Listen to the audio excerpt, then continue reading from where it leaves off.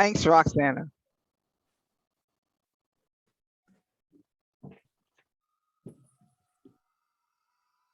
So people are starting to come in now.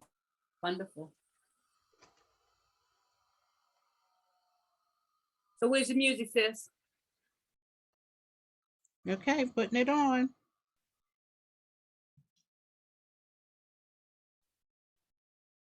I do look like my Lynn, father. you have such a pleasant resting face.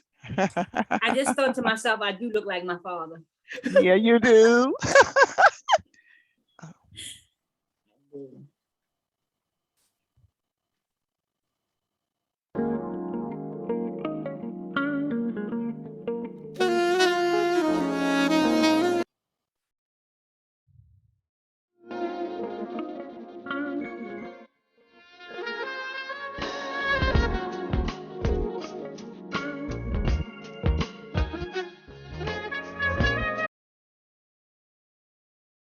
Rita,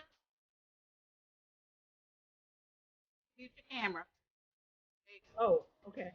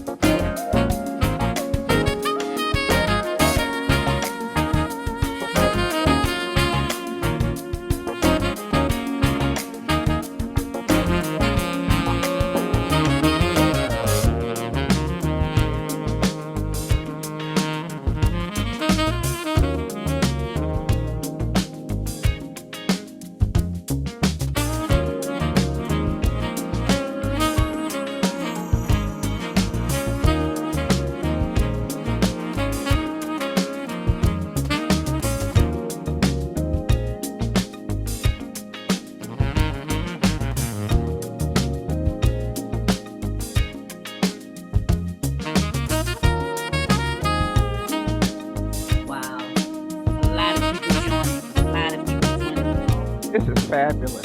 Yeah.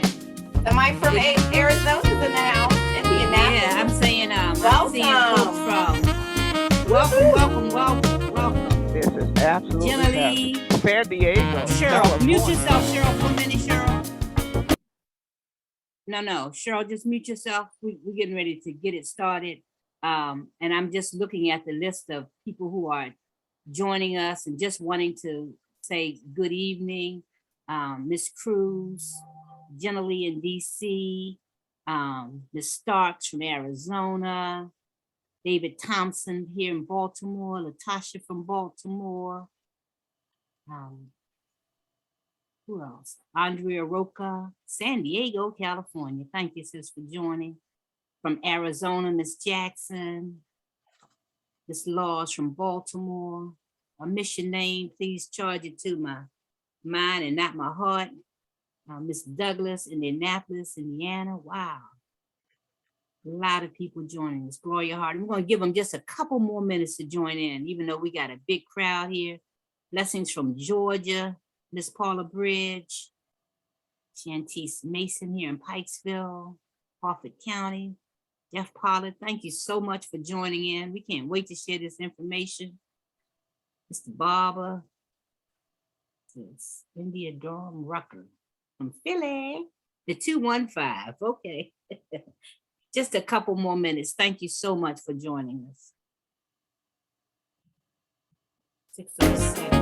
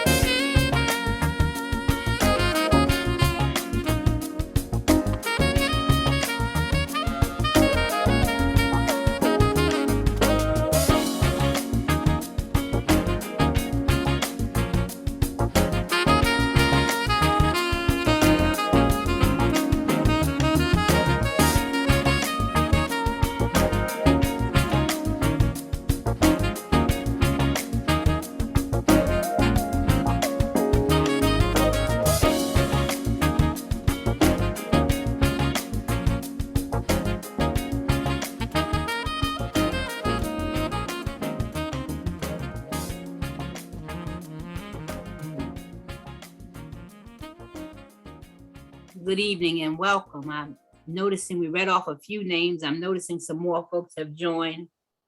Ms. Harden from Illinois, Anderson from South Carolina, Paula Bridge from Georgia. Can't read everybody's name, but just do want to say thank you for joining in. Ms. Cooper from Upper Marlboro, Ms. Medley here in Maryland, Jacqueline Thomas. Good evening and welcome. I am Lynn Johnson. I am your host for this evening's intimate conversation, breaking down silos to defy the verdict. Thank you again for joining the conversation about bipolar disorder. Our guest presenters will share the medical report and practical tips for those who are living with bipolar and how family, friends, and coworkers can support them. You will also hear from a speaker, her lived experience with bipolar. Please be sure to continue to put your questions and comments in the chat box, because at the end of the presentation, we'll save some time to answer as many questions as possible.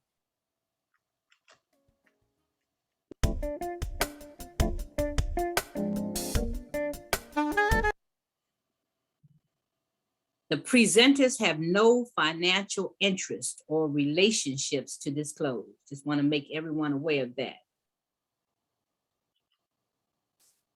Continuing education credits are available to licensed certified participants. CEU credits, are offered by the Black Mental Health Alliance Training Institute.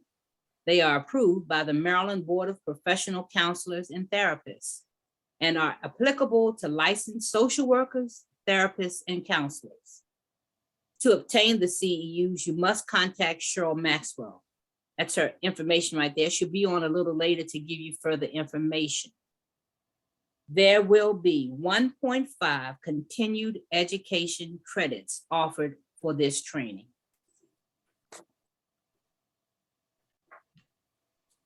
The learning objectives for tonight webinar are to define mental illness silos, to identify 3 negative impacts of silos on consumers and families, describe 3 aspects of the barriers and challenges faced by mental health consumers, discuss 3 aspects of resiliency, survival, and thriving with a mental illness diagnosis, and to apply 3 best practices useful to incorporate into clinical practices as it relates to management of mental health barriers and challenges.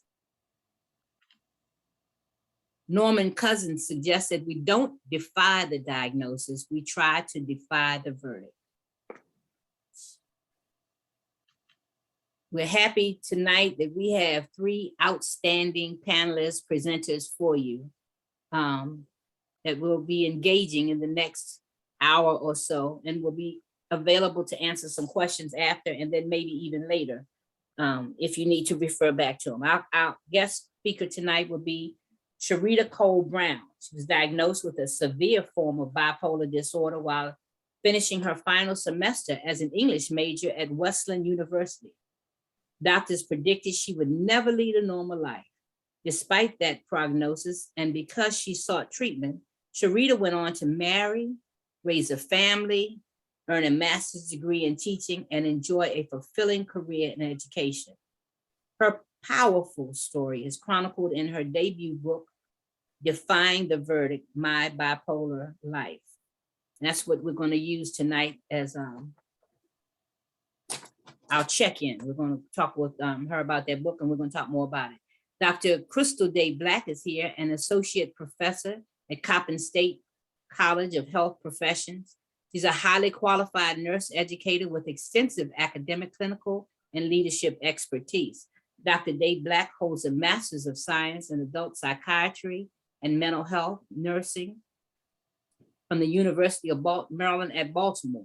She completed her doctoral studies in nursing education at the University of Alabama in Tuscaloosa.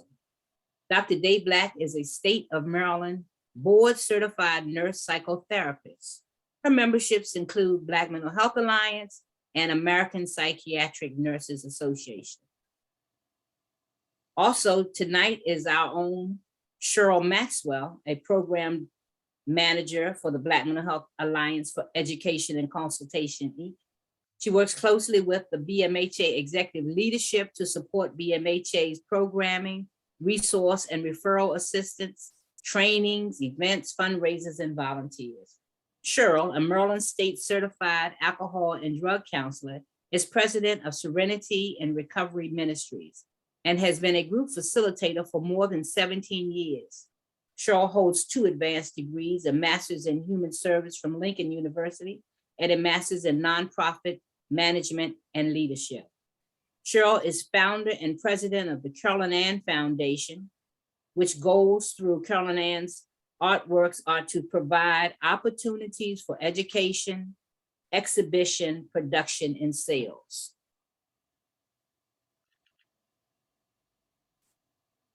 The verdict. Springfield Hospital Center. History sheet.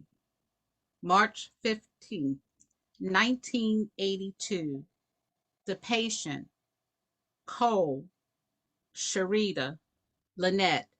Case number 103278. This is a 22-year-old Black female college student admitted on A certificates from Sinai Hospital because she is excited, manicky, hallucinating auditorily from God, paranoid, grandiose, delusional, unpredictable, somewhat violent, and out of control. She was brought in on a stretcher, quite agitated, uncooperative to the interview, saying, "Where's my husband?" and refused to answer. When questioned again to get more information, says, "Fuck you," and then agitated and unmanageable. So she's taken directly to the ward and seclusion room. She's well developed, well nourished, physically not in distress, denies alcohol and drug abuse. Her memory, intelligence, orientation, abstraction capacity cannot be accessed at this time. She has no insight, totally impaired judgment, excited and agitated mood, unpredictable behavior. She's quite angry and hostile. The provisional diagnosis: bipolar disorder, manic type. In addition, schizoaffective disorder, excited type. Schizophrenia, catatonic, excited.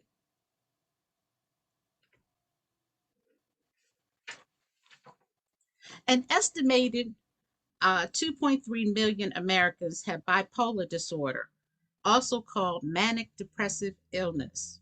A person with bipolar disorder can go from feeling very, very high, this is known as mania, to feeling very, very low. This is often described as depression. With the proper treatment, people can control these mood swings and lead fulfilling lives, as our author will discuss this evening.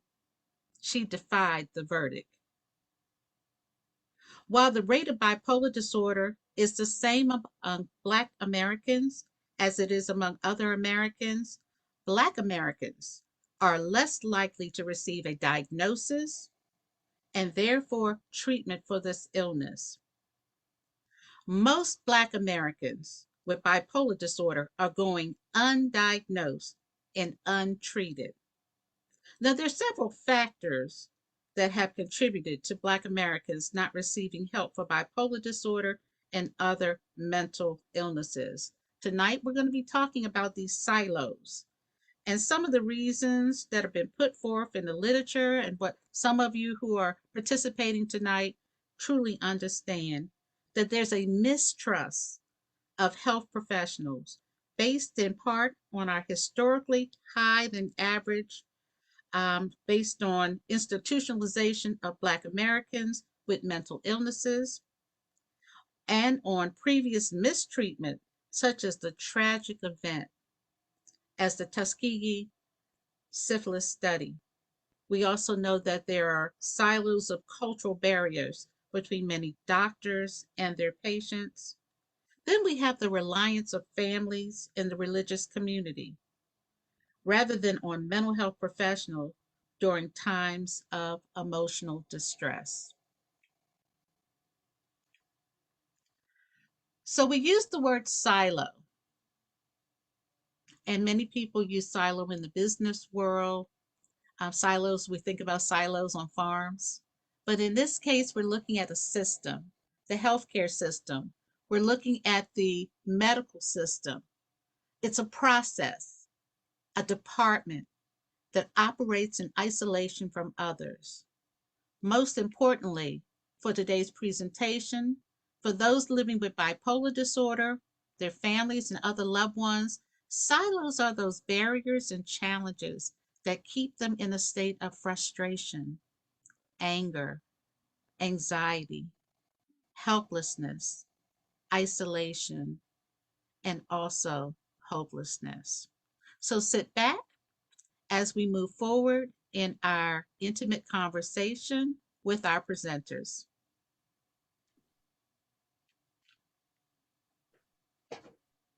Good evening. I am Charita Brown, and it is an honor to be here to talk to everyone about bipolar disorder. I am a lived experience expert, and the way I got to be that was that I was very ill. I have an illness. The report that Dr. Day Black read was my actual medical record from the book that I wrote, Defying the Verdict, My Bipolar Life. One of the things that was important for me was actually writing the book. It was very difficult to write, but it's like, where did all this come from? The medical record that she read was from 1982. I was initially diagnosed in 1980, and not only was I diagnosed in 1980, but I was committed to a psychiatric facility in Connecticut. And the reason I say committed, people say, Charita, why committed? The reason I say committed is because 2 doctors said that I was too sick and that I was a danger to myself and others. My dad had come up to my school in Connecticut and they wouldn't let him take me home because they said that it would be too dangerous. So I was in the hospital for 15 days. And because I was 21, I was able to say whether or not, once they brought me down from mania, I was able to say whether or not I would take medication. I decided that I didn't want to take medication. And because I was 21, nobody could tell me that I needed to take medication. So when we start the book, which we're going to talk about, it was now 1982. I had taken time off from school, but now we're at 1982. And so I have another episode. I was fortunate that at the school that I went to, the psychologist knew what had happened to me in 1980. So she had 2 of my friends take me home to Baltimore to my parents. And my parents were in denial, even though I have an illness that is genetic. So my grandmother, my maternal grandmother, had bipolar disorder, which you've heard was called manic depression. My grandmother's brother had bipolar disorder, which was called manic depression. There were other people in the Stanley family, which is my family, who had major depression. And, one of the things for me in writing the book, it has been a blessing to our family as we're talking about silos, because the different branches of the family, of the 9 children that had children, were not talking to each other about this illness. So when I wrote my book, there were family members who I knew, but I didn't know that they had been sick. Cousins that, they were like, this something like this happened to me. I have depression. One of my cousins called me and she said, Charita, she was dealing with depression. We're talking about major depression. She said, Charita, I thought I was the only one. And when we're talking about silos on tonight, it's important for us to understand that we need to talk about it, that we're not the only one, that we don't want to live in isolation, that it's okay not to be okay. So my first severe depression was at the age of 16 as a high school student. Things were going really well. I had the lead in the school play and I was doing applications for college and doing well in school and just generally upbeat and cheerful. And I just began to cry. I just was having crying jags. And so my closest friend took me to my advisor and I went home. Now I will explain, and I think this is important. For my family, my mother had depression, major depression, when I was about 12 years old. So for me, when I was depressed, I saw that as something that you could get over. She took some time off from work. Her doctor gave her medication. She, went back to, she took her time. As I said, she took time off from work, took the medication, felt better, went back to work as a teacher, had 7 children. And I thought, well, that might be enough in itself to be depressed. But, that's just the way it was. But she was okay. So what we have is, for me, and we'll talk about this some more, that if the gene that you have is strong enough, you are going to exhibit the illness no matter what. So before we bring anyone else in, I do want to say, people would ask, why did you write this book? And when I first said I was writing a book, people were like, okay, you're writing a book about how they said these things about you that weren't true. But in 1982, when my parents and I my friends brought me home. My parents and I went to a therapist, and he said, given the severity and frequency of her episodes, you are probably looking at a young woman who, this best and the brightest stuff, you're looking at somebody who will probably need a caregiver. So that was the worst for me. That was the death knell for me. And so the title of my book, Defying the Verdict, is I really believe like it's not going to get any better. It's just going to get worse. But the thing about me is that I have a lot of fight in me. A lot, there's some people call it pluck, fight, resistance. I am that person that I can be laying on the ground and I tell people, if my finger is up, I am still in the game. I am not out of the game. So as we talk about this and we talk about these silos and what happened to me, I had 3 commitments, which meant doctor said she's not safe. We got to put her in the hospital. I had a hospitalization. I'm very fortunate because in 1980, when I was first diagnosed, they gave me the correct diagnosis. It was bipolar 1 disorder. So we have more than one type of bipolar. We have bipolar 1, which is up, down with some normal in the middle. And the thing about bipolar disorder is when you're doing this, it's brain hits. Your brain is taking a hit. And that is why the therapist told my parents, eventually she can need a custodian if this keeps happening to her. But what we have learned, and we'll talk about that with Dr. Day Black and with Cheryl Maxwell, we're going to talk about what happened. We're going to talk about how I finally acknowledged that I indeed had bipolar disorder and not something else that I wanted to make up, that I indeed had that, and that I took agency over the illness and that I am now living well. So that therapist said, don't expect much from her. Don't expect her to complete this degree. Well, I completed that degree. I have a teaching degree. I'm retired. I have 2 beautiful children in their early 30s. I was married and my husband passed away when those little girls were 6 months old and 19 months old. And by the grace of God, I did not have an episode when that happened. And the reason I did not have an episode was because I had people around me supporting me, because I had a plan, because I had been through some great therapy that I know we're going to talk about some more. So I'm not going to talk about it right now. But what I will say is that you can live well with a mental health diagnosis. You can live well with a severe mental illness. And that's what my life proves, that you can live well, that you don't have to throw in the towel.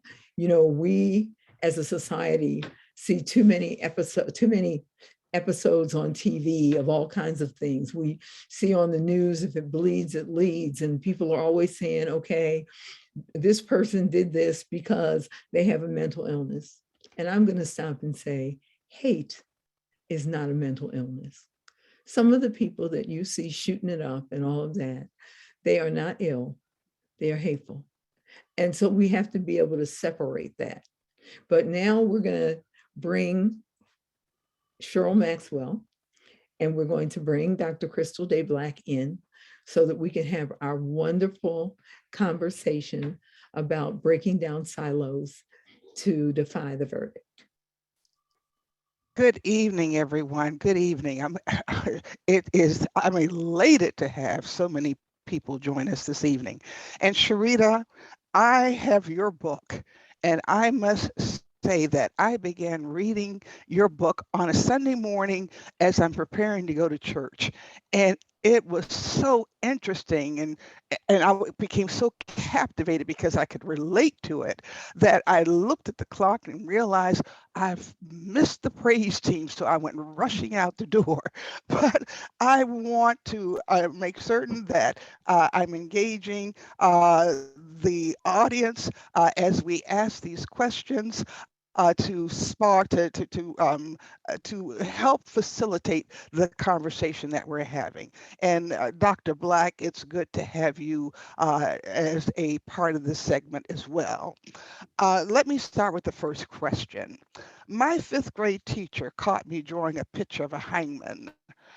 She snatched the paper off my desk, and Miss Jones assumed the picture I drew was of hanging her, when in actuality, it was a picture of hanging me.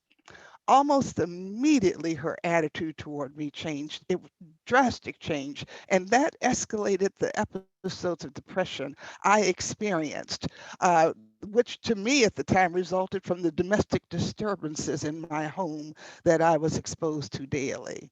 In chapter 2, Sharita, and you've mentioned this, but I want you to talk about it more. In chapter 2 of your book, you recall your grandmother's disorder, excuse me, and you cite your mother referring to you as being high strung. We know mental health disorders can be generational, yet patterns in many families of color are not recognized, nor are they acknowledged. In your experience, again, tell us, how important is it that we teach and learn appropriate language that allows family members, children, adolescents, and adults to accurately describe mental health experiences that they're having and concerns? I think for my family, being called high strung was gentle. They weren't telling me, sweetheart, you have mental illness. We're going to have to deal with this. They were saying, as my father's mom used to say the same thing, high strung. My father's mom said my mom was high strung. So I didn't know that until I was older. But high strung just meant you had more emotions. You were dealing with more emotions. And I still have a lot of emotions. I still do. And so for me, with high strung, what I was fortunate enough was to have a family where they taught me things to do to deal with high strung. So, okay, you're having a little meltdown, baby.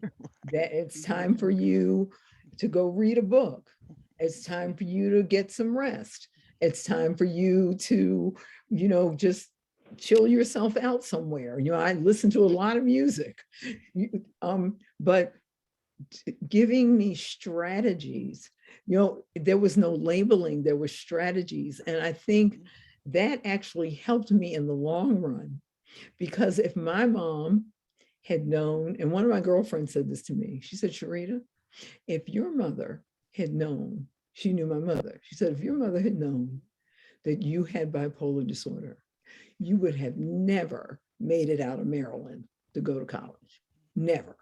You would have been in some place in Maryland where your mother could watch you. She would not have let you go to Connecticut. But, I learned some strategies. I learned some theatrical strategies, but I learned some things to quiet my own spirit. And I think when we're talking about being high strung, it's learning strategies to quiet your spirit. I have a little friend, and she's not a person of color.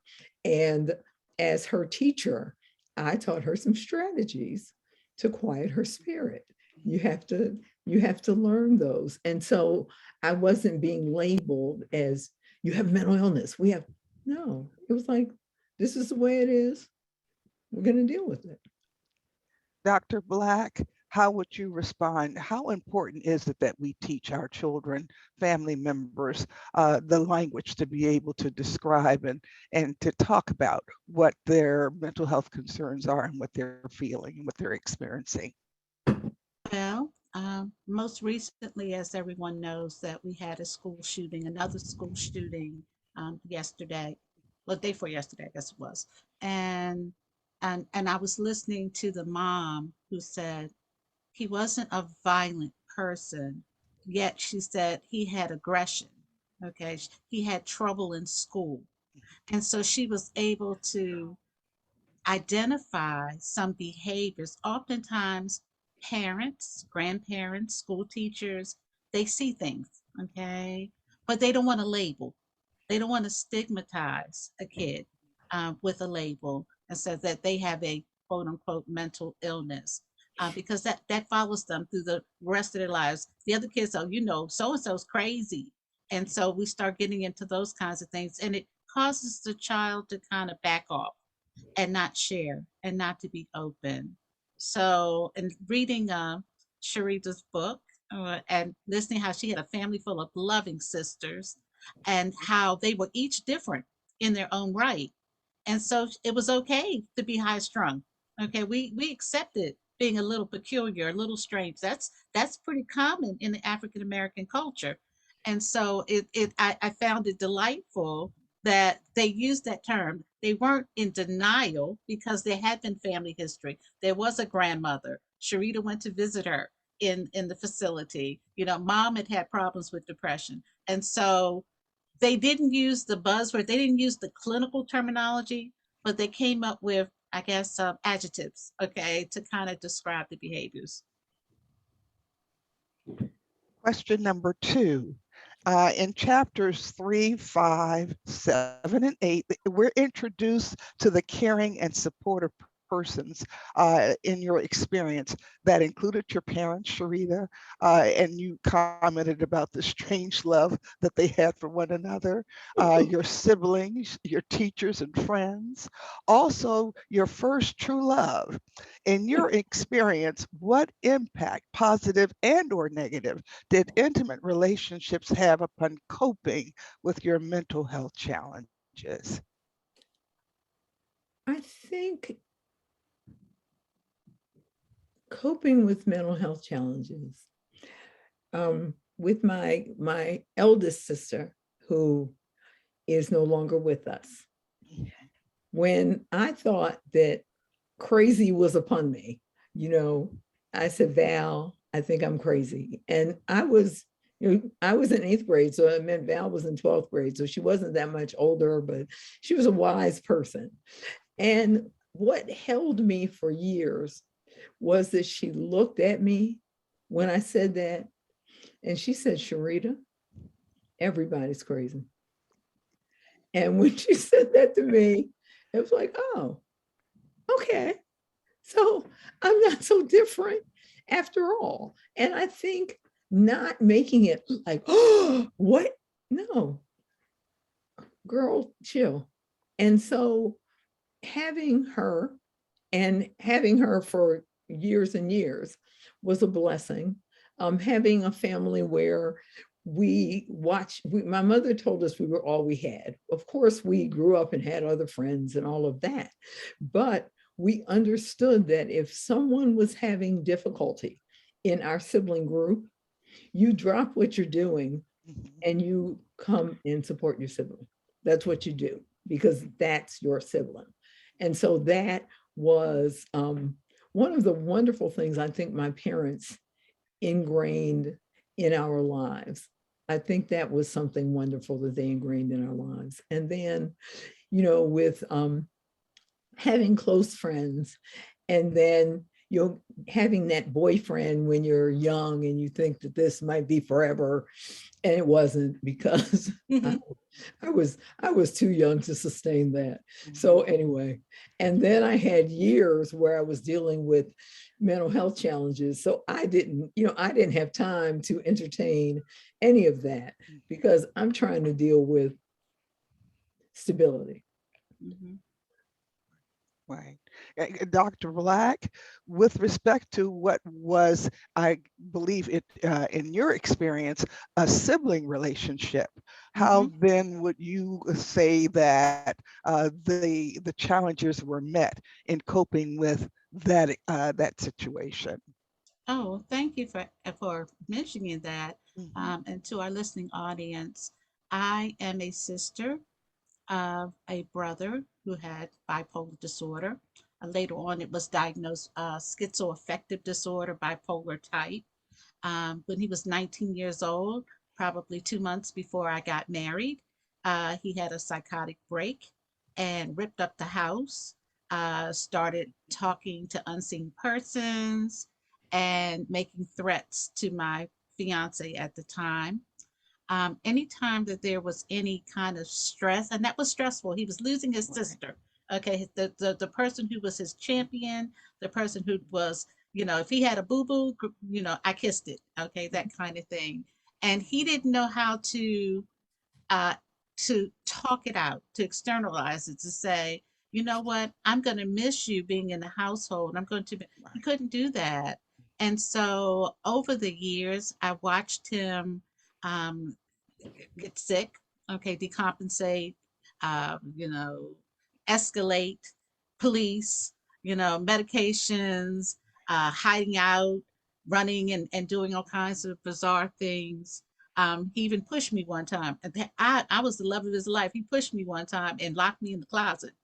And so to have those experiences and watching my mom and my dad trying to navigate, the hospital system and try to make decisions about what to do with this gorgeous, my brother was fine as wine, 6'3", black curly hair. He had more girlfriends than a little bit in high school.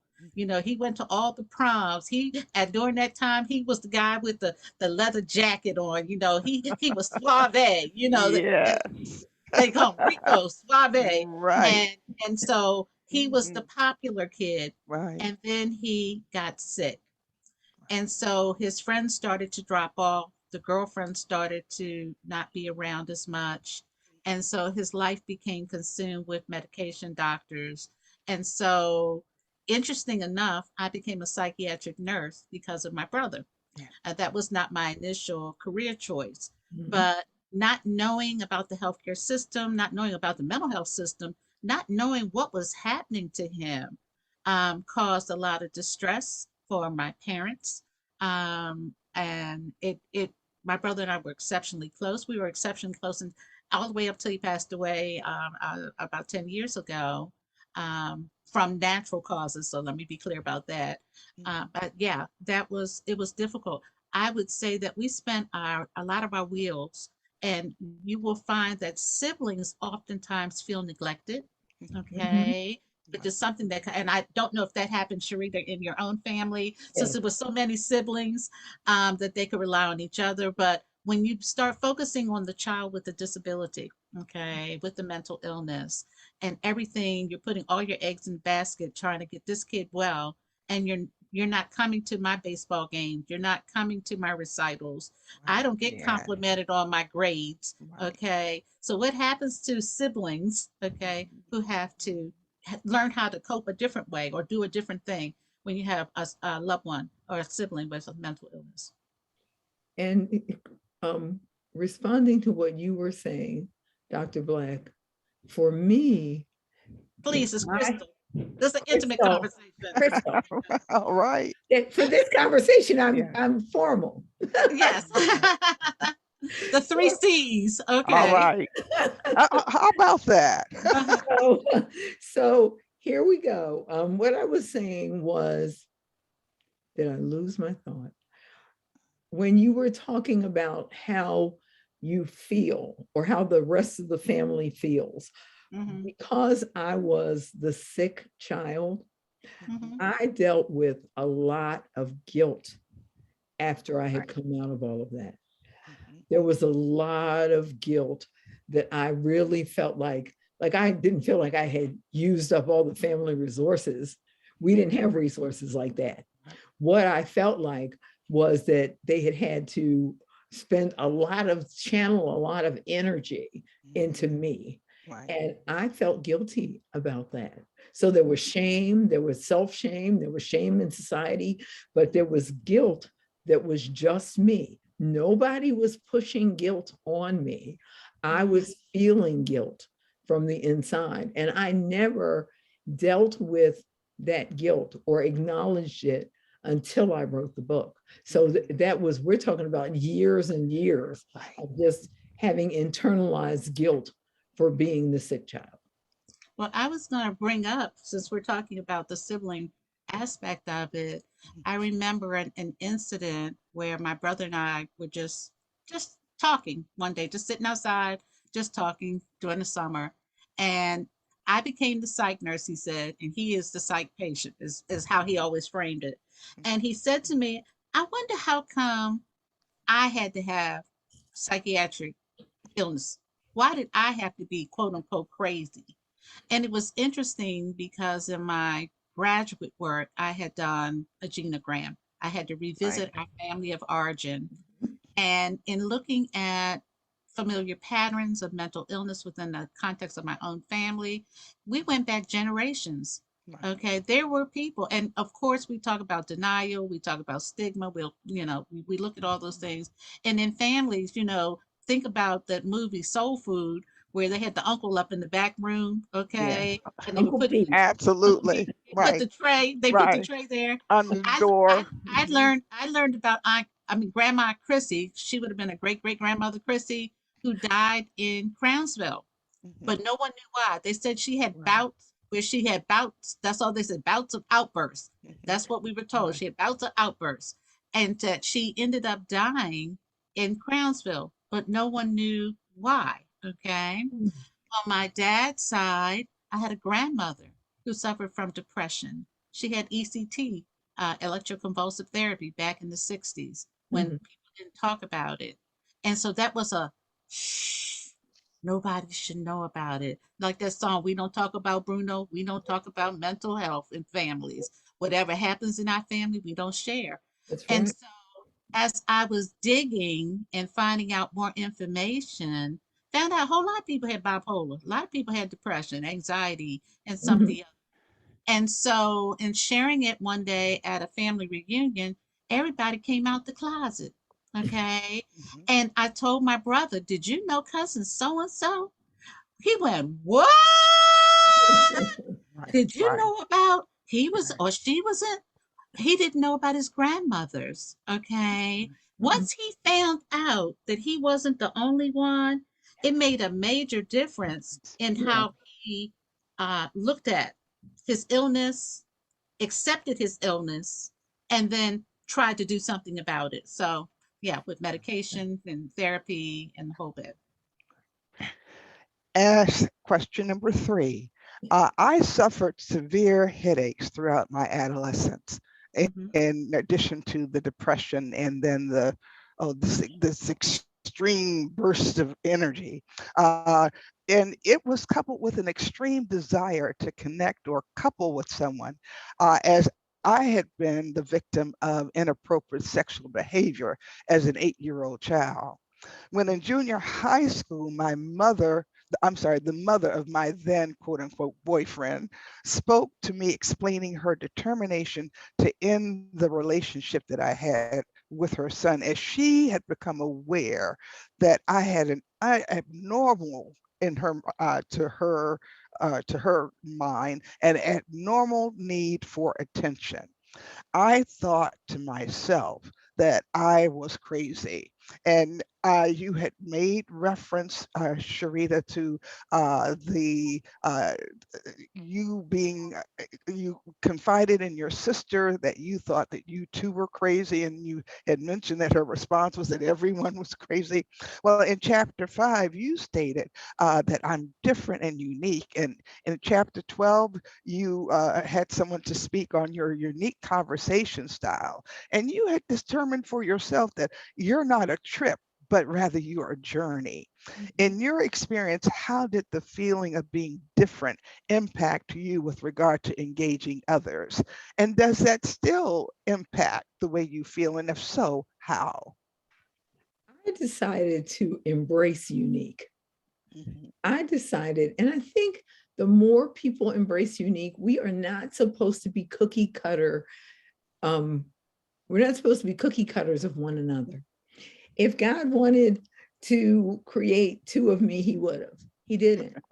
And so, because I believe God, I believe that each of us has a purpose, and each of us is a separate human being. And so it is important to understand that each of us is different. Each of us is unique. So you embrace that. At this age, I now am, who am I? Lord, what do you want me to be? What do you want me to do? And even then, the thing about you're a trip, because that was the terminology back then. People go, you're a trip. You are a trip. You're just a big trip, And so I just said on my own, I'm like, no, I'm not a trip. I'm a journey, because a journey, that's much bigger than a trip. That takes much more than a trip. That takes much more understanding and insight to go on a journey. And so for me, what I chose to do was embrace my uniqueness and to embrace the fact that I am not simple. Okay, you might want something more simple. I'm who God created me to be. And I'm not going to, as you saw in the book, I was trying to put myself in a little box. I'm not going to be in a little box. The personality that I have is the personality that I have. And that's the personality that I am going to live within. And I'm so grateful because God has taught me to embrace who I am. And for each of us, there is a who we are. There's a path for us. There's the path that we're supposed to go on. And we have different paths. Everybody doesn't have the same path. So that's where I am with that. All right. Crystal, if indeed your brother felt different, how then did you how did you support him? How did you assist, if you did at all, in him being able to engage with others? Well, and I was thinking about what Charita was saying, and in my brother's own instant, he was so loving and so giving. He didn't have a mean bone in his body. When he was like a light, okay, and everybody was attracted to him. And so whether it was at the supermarket, the bank, where he would do laundry, the older people he would help out in the community, people were they radiated to him because it was so he was, first of all, he was just a nice person, okay.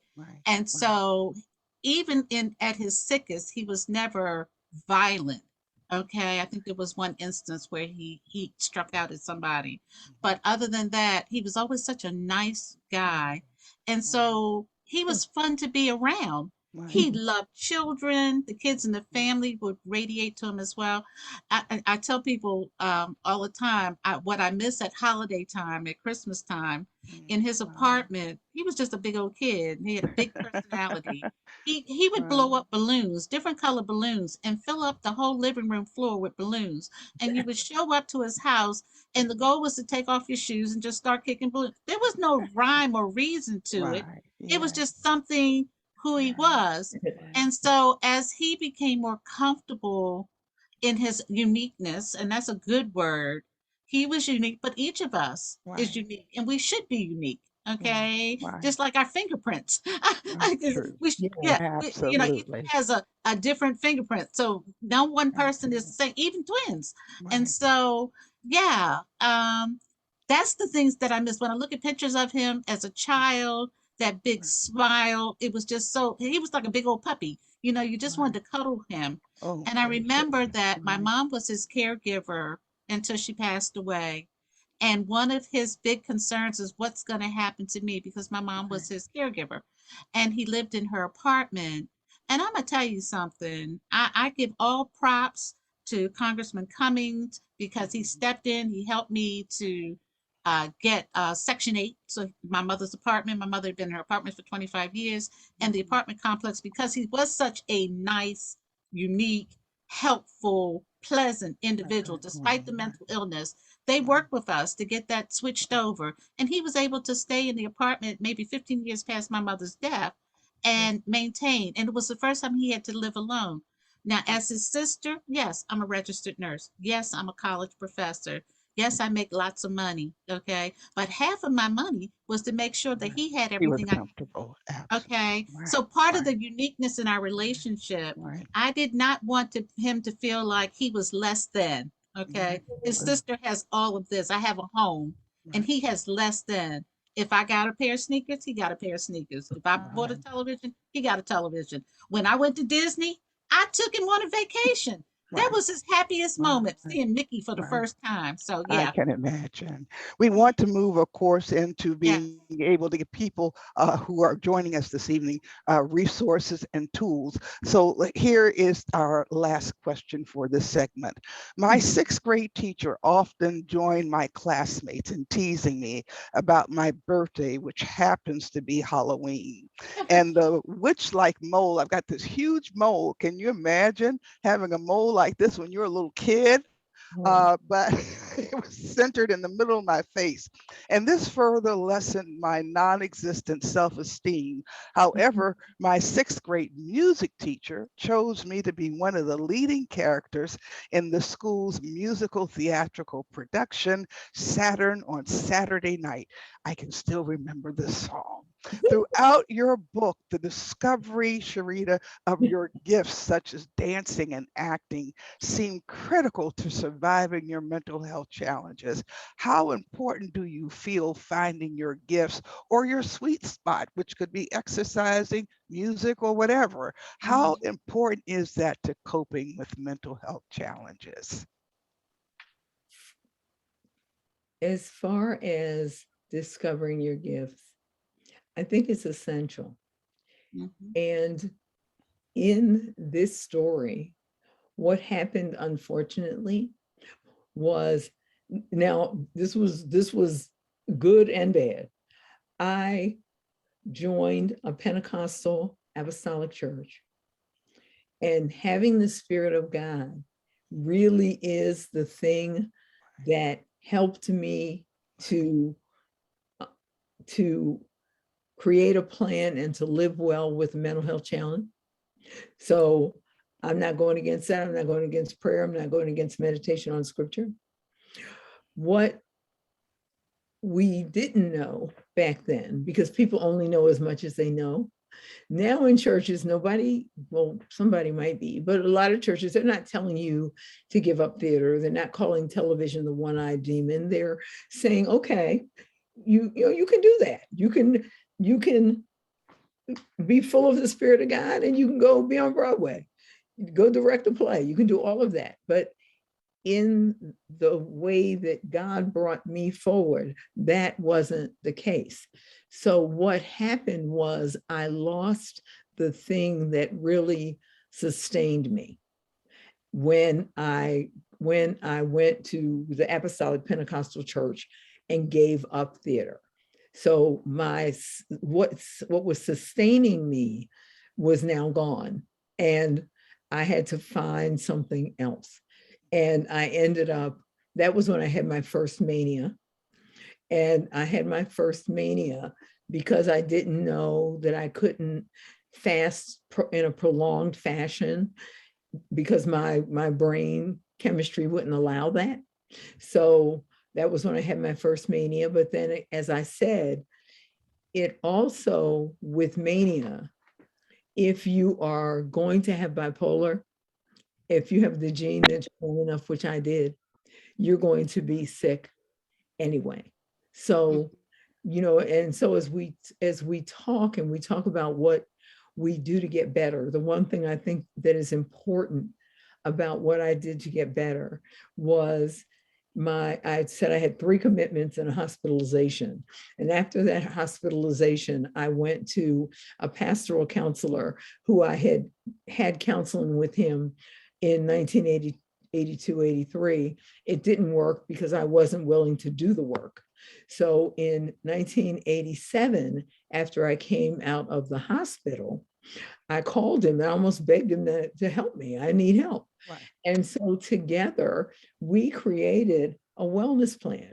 So Elder Jim Hickey, he had gone to gotten his pastoral counseling degree from Loyola University. which at that time was one of the best programs in the country.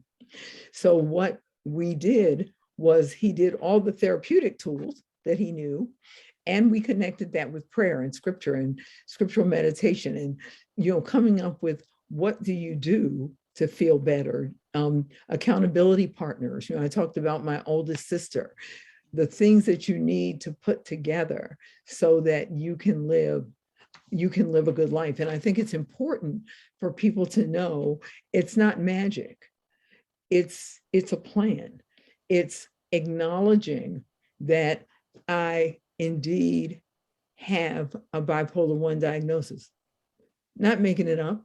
When I went to, who would want to, when I decided that I was going to go back to Elder Hickey, and we did for 2.5 years, we had therapy. We're going to stop after 2, but then I got engaged, which was one of the things I didn't think I'd be able to do because I wouldn't be well enough to do that. So I have a whole plan. I have to get rest. I have to eat well. I have accountability partners. My husband died when my children were 6 and 19 months old. And I think it's important to know I didn't get sick because I had a plan and I had people around me. And I went to a grief group, and I had my family. Then in May of 2020, my sister, Val, who I mentioned, who was my chief accountability partner all my life. Val was like an app. She could, if she was on the phone, your voice changes. In mania, it goes up. Depression, it slows and deepens. Val could hear that. Mm-hmm. She could tell if that was happening to me. So God had given me Val. And in May, it's coming up, May 30th of 2020, during COVID, she had a massive stroke. So we couldn't go to her because it was COVID. And the only person allowed in the hospital was her husband. And then the next day, when they were going to take her off the apparatus, they let her priest come in. So what I understood was I had made it through my brother, I had made it through my husband's death. My dad had died in 2019. He was one of my accountability partners from his wheelchair. Then 2020, 2021, 2020, we had my sister. And so I went to grief therapy.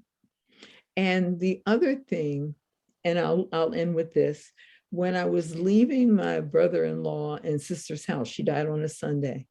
When I was leaving the house, there was something, a voice just spoke to me, because the Lord talks to me. And it's not an audible voice, it's not a hallucination, it's not a delusion, it wasn't writing on the wall. But what I felt inside my spirit was everything that Val taught you, you have it. And it has proven to be so. And I'll give an example. One of the things she told me, I'm like, especially with my younger siblings, I am word for word.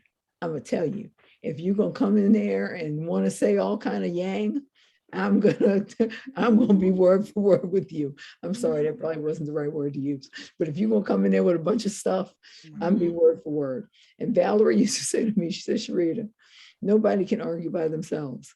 And so that's something that I have been practicing. And she's absolutely right.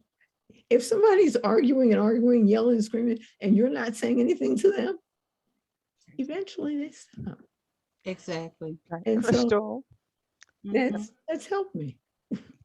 Crystal, what would you say in respect to finding your gifts, or that place that you can go where through whatever means you are feeling the goodness and you're feeling better about yourself and your situation? Well, first, I'd like to start off by saying that mania is actually an elusive gift. It can be associated with creativity. Okay. And so we know that because of the highs, that energy that comes about, we know that there are a lot of famous people. There are a lot of people walking around with bipolar disorder. Right. And so there's a lot of research. In fact, One study was about 750 psych patients. About 8% of the patients diagnosed with mild bipolar spectrum disorders were rated as being highly creative. And so they compared that against those with schizophrenia or unipolar, which is depression. There's been a lot in the research about defining the disease that with mania causing the creativity activity.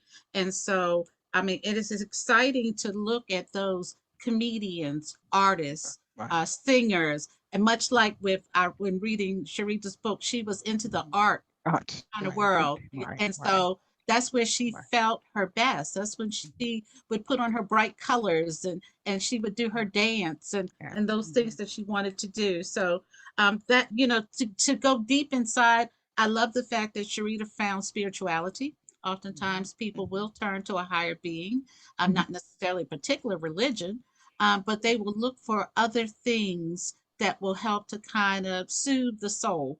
Yeah. The self-soothe. Self-care, Sharita was spot on. The exercise, eating properly, staying away from drugs and alcohol, especially if you're on your medication. All of those things would be helpful. Having that accountability partner or someone that you can be with, that you can call in that darkest moment. Sharita was notorious for when she was starting to spiral to get on the Right. phone, and she Right. started calling and calling and calling, and her roommate just got disgusted at some point and said, "Give me the phone," kind of Right. thing or whatever. So even with my own brother, we would start getting the midnight madness calls, we would say, and he would just be calling people randomly, and just the family, sometimes some friends, but mostly the family. And so it's like, okay, somebody need to We know go what's over. going on. Right. Yeah, we need Right. to go have a conversation. We Right. need to find Right. out what's going on. So Right. yes, so thank you. And that happens with my brother too. I want to turn this next segment over to you, Dr. Black and Charita, our author here, so that you can give people a more in-depth listing of what might be some resources and tools. I just want to once again reiterate that those persons wanting CEU credits, I'm going to put my email address in the chat room. Please contact me directly so that we can get that certification, the certificate to you. I'm signing Thank off you, now, Cheryl. but we'll be back later. Thank you, Cheryl. I just wanted to chime in before we move from the conversation, just to read off a couple of the things that people have said. One was, thank you for saying that hate is not a mental illness. Wanted to say that. Someone asked a question, Dr. Brown, our honorary doctor, were you advised against having children? I was not advised against having children. It was just thought that my mind would never be in the right place to have a relationship, to have children. And the other part is whether or not I would pass that gene to children. So I think that's the question that people really want to know. Okay. Being advised, you don't know. Will you pass the gene to your child? What I will share is the person that I married had an amazing amount of faith. And he said to me, we're going to believe that he was a preacher, but just an amazing amount of faith, even if he wasn't a preacher. He said, we're going to believe that these children are going to be okay. And you know how you take your children and you dedicate them at church after they're born. Well, we prayed for each of our daughters in utero, and we prayed for each of our daughters when they were born. We prayed over them, and neither of my children has bipolar disorder. Okay, I'm going to read a couple more things in the chat box, and I'm going to get back to you, Dr. Dayblack, because I know you have some important information to share. It's very important how families talk about mental illness. They need to say if it runs in the family and not make fun of those who have it. It makes a difference that there is a safe space to be mentally ill or be the child that is well and not feel bad for being either. Another point, anybody want to comment on that? Oh, I agree with that 100%. As I mentioned, once I was able to share with my brother that there were other family members on both sides of the family that had been hospitalized, that were on medication. Yeah, it was a whole different ball game, and we talked about it openly at with the family, and so that was a good thing. Very good. And This priest, I'm genetic, sorry. genetically, there is, if you have a person with a history of mental illness, the bipolar gene, and you have a person that doesn't have that, so we have my mom, my dad, there is a 1 in 7 chance that each time you get pregnant, that the child will have bipolar disorder. Mhm. So in our family, there were 7 of us, and 1 of us has bipolar disorder. Mhm. So Very good. it could have been none. It could have been that none of us had it. But Yes. I just always thought that that was very interesting that one of us actually did in that 1 in 7 genetic thing. Yes. Dr. Bruce Purnell says, what a rich conversation. Thanks so much for the positive frame. Uniqueness. Love it. And I'm going to read some of the later. I'll read one more. Hi, my name is Latanya Hull. I'm a parent with 2 adult children with mental health issues. It's been hard. My daughter lost custody of my grandchildren. My son attacked my husband due to his being homeless. Okay. And then I'm gonna let you go ahead and get back to the conversation because I don't want us to run out of time Can I before say you share your something about information. that Yes, before? yes, please do. Please comment. That is a very difficult situation to be in, and my heart goes out to you. And it is because we cannot make adults get treatment. If Mhm. you have a child who is a little child, I have a friend whose 7-year-old was diagnosed with bipolar. He's the youngest person that I personally have known. He had really excellent care, and I was his good friend because he and I had the same diagnosis, and he knew I had it, and I talked to him about it. So she could take him to the doctor, but when he turned 18, he could do whatever he wanted. And so for adults, we cannot always make adults accept what it is that is going on with them. And I think, Crystal, you probably can say something to that as well. I was going to mention that you hear about advanced directives. And so there are advanced directives for mental health. And so with my brother, he actually identified when and who could make decisions for him when he was not able to make decisions, clear decisions for himself when he got ill. And so a lot of people don't know that. And so that helped a lot, especially if I, as his sister, needed to call the police. Now, we all know that it's a dangerous thing to call police to the home of someone who's having maybe a psychotic episode, Mhm. and, and they're African American male, Yeah. and the police come with guns blaring. So programs like the Baltimore County has a program, Baltimore City now has a new program, and they incorporate mental health professionals to go along on the call. The biggest thing that I share with families, if you're on call, is to make sure that the police understand that there's no weapon in the house, there is no gun in the house, and be very clear about that so that we can safeguard our loved ones from those kinds of things that we know do occur with that. Okay. Please feel free to go on with your presentation. Thank you so much. So Charita and I are going to share with you breaking down silos, especially for clinicians. And so looking at it from the consumer, okay, looking at it from Charita's viewpoint, looking at it from my viewpoint as a healthcare professional, there are silos. There are silos of denial, silos of stigma, silos of frustration, helplessness, and anxiety, exhaustion, burnout, grief. Understanding the need for personal time. We call it self-care now, right? Post COVID.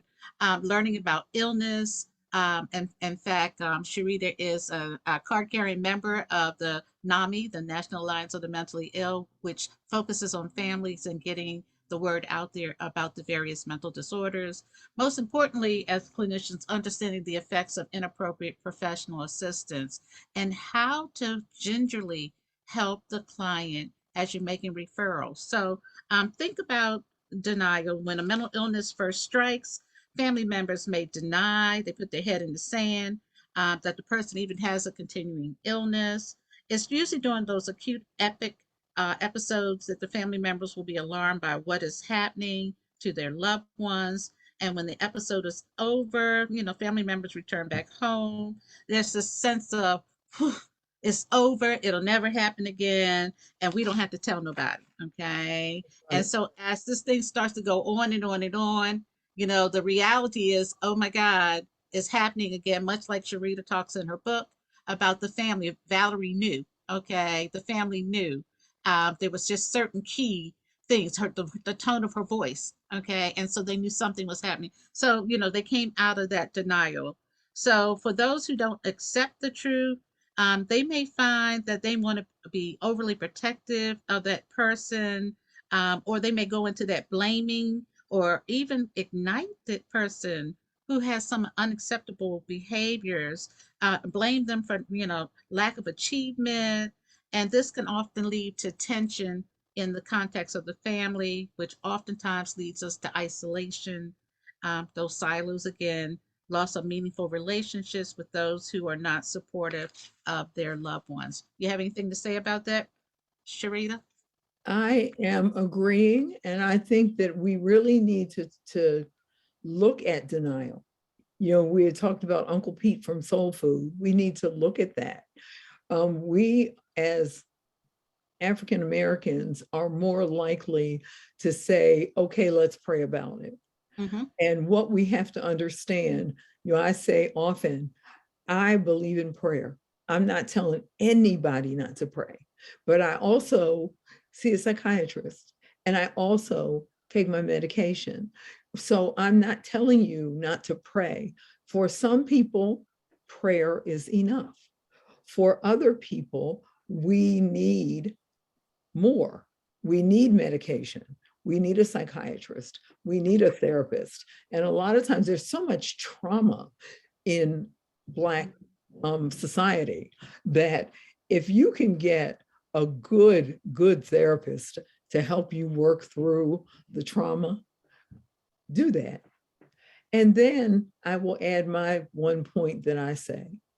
Everybody, we have a push for therapy and we believe in therapy. And right now I have a therapist because going through my dad dying and my mother being sick, I needed somebody again. And so it's okay. It was okay to get a therapist. But what I want people also to understand is some people just really need a friend. If you have somebody who can sit and talk to you and sift all that stuff through their heart and through their hand and listen to what you are saying, everybody doesn't need a therapist. And I read what a therapist wrote. And he said the same thing.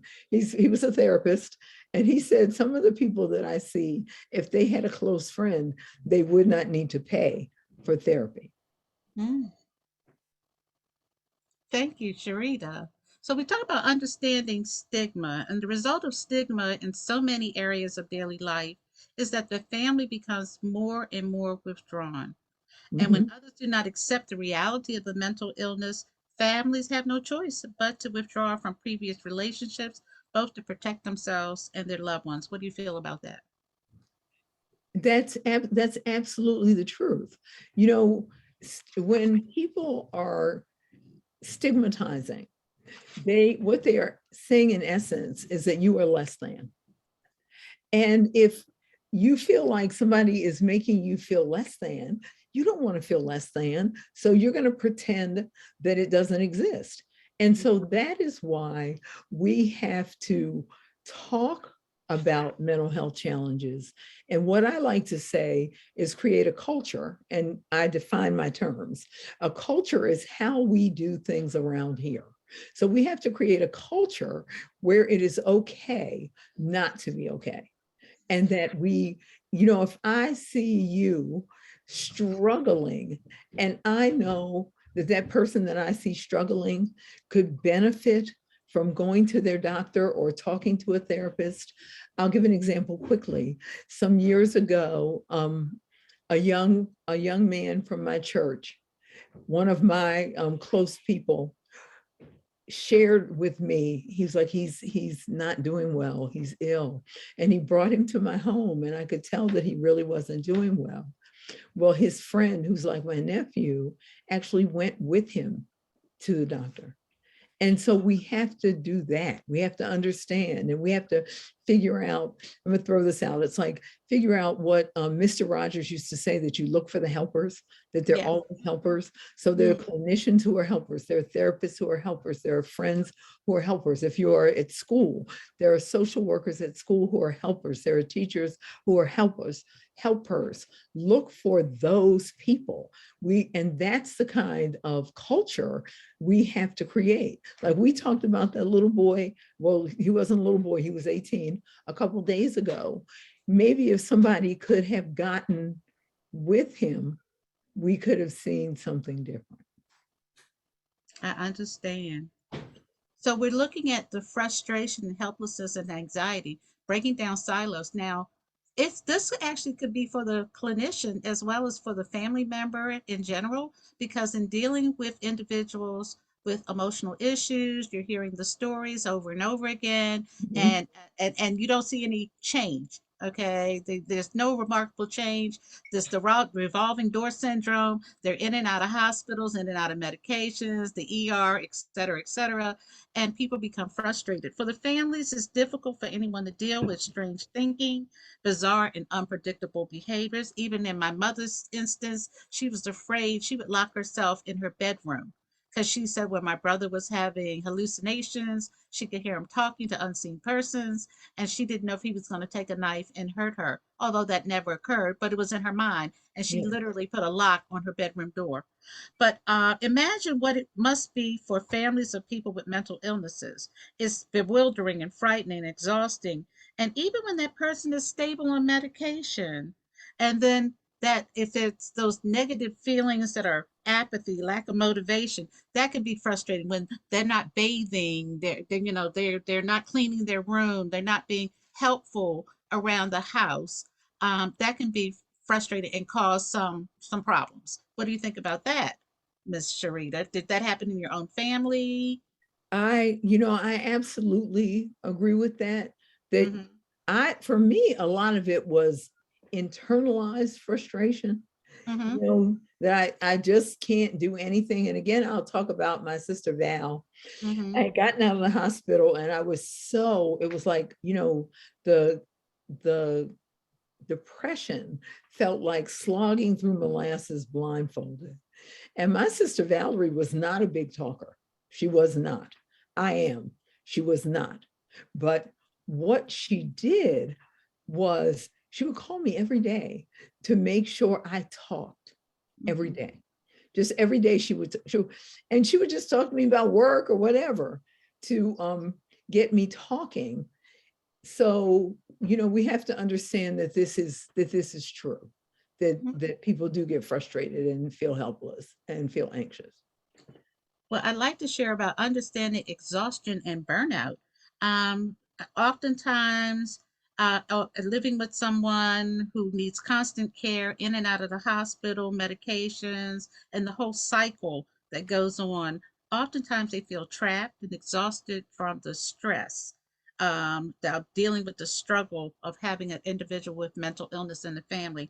I will self disclose and say that the day that they told me that my brother had transitioned, I went, thank God. And people looked at me, they're like, huh? It was a response that you wasn't expecting. And I'm like, thank God. I don't know how my mother did it. And that was my first response. And then I burst into tears. And meaning that I worked two full-time jobs, self-disclosing. And one was to make sure that my brother could maintain his apartment, his lifestyle that my mother had set up for him. But in the meantime, it was taking a toll on me Yeah. working two full-time jobs. So I'm doing 80 hours a week to take care of, as I said, a grown whole man. Okay. And knowing that he was not able to do it. And I did it lovingly, but there were days that I would go and cry and get in my car and drive long distances and pray to God that can you just take him away from here? Can you just take it, Lord? do something. And then when it happened, that was my response. And then I felt a sense of relief, but I also felt a sense of guilt that goes along with it because that does happen. Families may feel completely out of control. Okay, they may be at their ends with, it's impossible to predict when the next episode is going to happen and occur. You could be in the midst of being at work, as your sister was working at, I think, at a dancer. She was a dancer in the club or something, and you showed up on the job. Well, she wasn't a dancer at the club. Okay. She worked at the club. Okay, but well, you showed up and started dancing, That's and right. and you were having a manic moment. Okay, Yeah, and her friends and coworkers started saying you're crazy, and yeah. that embarrassed your sister. Yes, it Okay, did. and she It had to embarrassed my dash sister. you out of there. You want to talk about that, or That's about it. She okay, took me out of all there. right, Dee. It was embarrassing for her. And, Mhm. and she took me out of there because when you are going through mania, there is something that is called anosognosia. You think everything is fine. Other Mhm. people know that something is off. And so it can be very embarrassing for your family members because we don't want to think that we have that off person. We want everybody to be in control. I think there was some kind of Janet Jackson song about control. Everybody Mhm. wants to have control. And so, that's an issue. And but the exhaustion and burnout of caregivers is a very real thing. I will throw mine in because the blessing was that it was thought that I would need a caregiver. I became care manager for my parents. So Mhm. we have my mom, my dad, and so we had the care management. And that was when, as my dad got really sick and was dying, that was when I went back to therapy because I could see myself burning out. It was like, can I do this one more day? Mhm. And thank God for therapists, that there are people who are trained to work you through that, because because if you burn out, you can be sick as well. Thank you for sharing. Now, you talked about grief, and we know that one of the greatest difficulties for families is accepting any life altering illness of a loved one, dealing with an unchanged future or expectations. Grief is particularly acute for families where a loved one has a mental illness, and this impairs the person's ability to function and participate in normal activities of daily living, and that impairment can be ongoing. We know that families struggle with accepting the realities of the illness that is treatable but not curable. I like a quote, well, it wasn't a quote, it was actually one of the progress notes that the doctor had written about your prognosis. And I Mhm. actually shared that with you when we were talking earlier. The doctor said that your prognosis was a short term prognosis was favorable, but long term prognosis was considered to be guarded, Right. meaning that there was a good chance that you would have defied the verdict. Your thoughts? Was absolutely correct. And that is why we have to understand that we can accept what's going on and make a plan. Because I was very sick. The the when it comes to mental health challenges, we know that there are a lot of mental illnesses. The most severe mental illnesses are considered to be bipolar disorder, clinical depression, major depression, and schizophrenia. So I have a diagnosis of one of those three. And that is why they weren't expecting a lot to happen for me because, they said the median age of being diagnosed is 25. I Mhm. fortunately was diagnosed at 21. And I say fortunately, because the younger you can be diagnosed, the more you can work your way through it. So we had all the different things that we had to go through before we got to acceptance. When we talk about grief, there are 5 stages of grief. There are denial, anger, bargaining, depression, and acceptance. But we have to understand that they're not linear. You can be in denial today, you can have some acceptance tomorrow, and then the next day you are back at bargaining. So, you know, you have to understand that it's a back and forth kind of thing. And that's Catherine Kubler-Ross's 5 elements of grief. So you go through those things, and the thing that's wonderful, Crystal, is that you made sure people understand that you can go through grief when people are alive. They don't have to be dead for you to be grieving. And when it's you, there are a lot of people who have mental health challenges who grieve themselves because they grieve who they thought they were supposed to be. And they grieve those lost years. Like I've had people tell me, I lost years being sick. And so for me, it is about figuring out what you can do to live, as Oprah would say, your best life, to put together a plan so that you can live well. Because I tell people, I am case in point that you can live well with a mental health challenge. You can, I do, it is possible. You know, can you drink all night and do all these kind of things? No. Can I pull all-nighters? No. There are certain things that I need to do to stay well. And so if you are willing to do those things, then you can be well. And recovery looks different on different people. So my recovery might not look the same as someone else's recovery, but they're still in recovery. Well, another, well, our time is almost up, so I'll just go wrap this up very quickly. We're looking at understanding the need for personal time to develop personal resources. We know that the first line of defense for those with mental illnesses, and specifically we're talking about bipolar disorder this evening, is the family, okay? And so if a family member begins to deteriorate due to stress and being overworked and overburdened, not being supported by the clinicians, by the mental health system, and they're not taking care of themselves physically, mentally, and spiritually, and they start to fall apart, that becomes problematic for the loved one who is also struggling. So there is a need for self-care, okay? Making sure that you're exercising, that you're eating, that you are meditating and being mindful, and so those kinds of things. Adding on, I think learning more about the illnesses, we do have a strong listing of resources at the end of this presentation. I did just want to touch base very quickly about understanding the effects of inappropriate professional assistance. Sometimes there may be some conflict, okay, between the family member and the helping profession.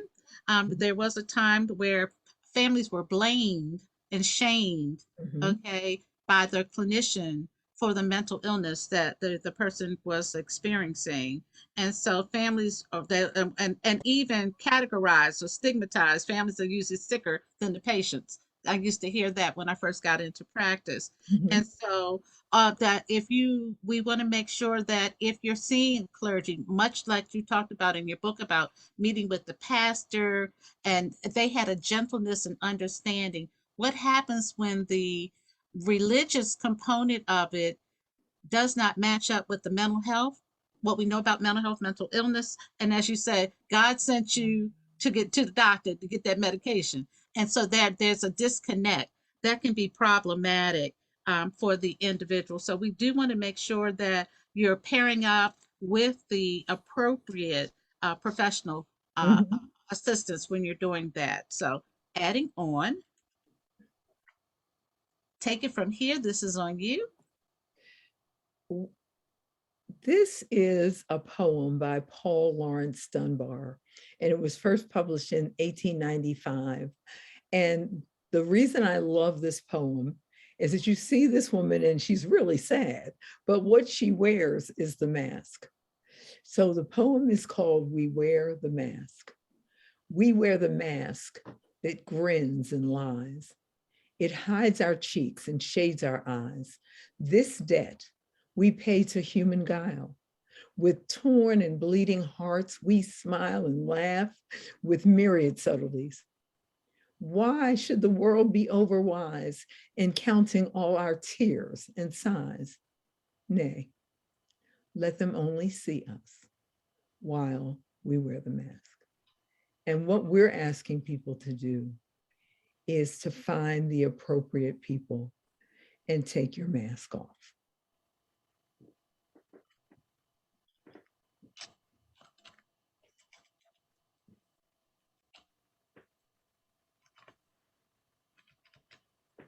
Dr. Black, have you finished? Mm-hmm. Okay.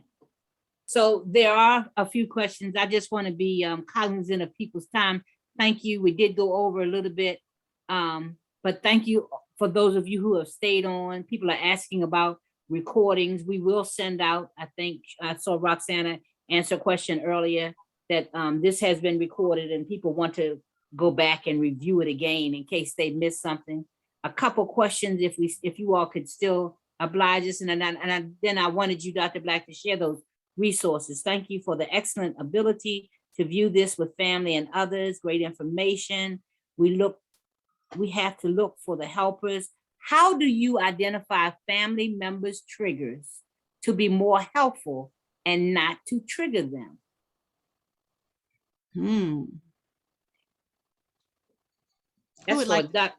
That's for either of you, Dr. Day Black, Dr. Brown.